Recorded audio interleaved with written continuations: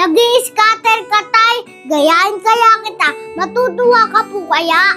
Akala ko po ba masama magsugal? Sabi niyo po pag mali, huwag gagawin. Nakikinig naman po ako sa iyo, tay. Pero sana, ikaw din. Kasi paano po ako maniniwala kung ikaw po mismo ang gumagawa ng mali? Lahat ng sinasabi mong mali, ikaw po ang gumagawa. Kung gusto natin lumaki ang mga anak natin na maayos, maging huwaran tayo sa kanila. Maging halimbawa tayo sa kanila. Kasi kanino pa ba sila gagaya? Diba sa mga magulang nila?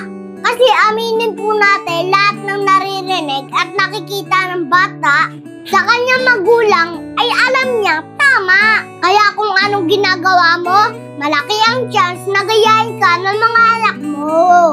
Pag-isipan mo, tay. Ayos lang ba sa'yo na gayahin kita? Mag-i-scatter din ako 10 times 10 times? Kahit wala ng pera, pangkain na lang, isusugal pa. Marami nang nalulung dyan, tay. Marami nang nasiraan ng pamilya. Mag-isip-isip ka, tay. Mas okay na paghirapan na lang natin yung mga bagay na gusto natin kaysa umasa sa swerte. Tigilan mo na yan, tay, ha? Wala kang mapapala dyan. Ang totoong yumayaman lang dyan, yun ang eenganyong maglaro, pating gumawa niyan.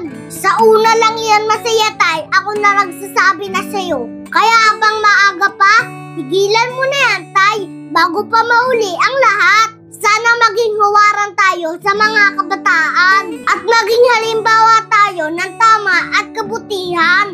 Tandaan mo lahat yan, tay, ha? Ayos!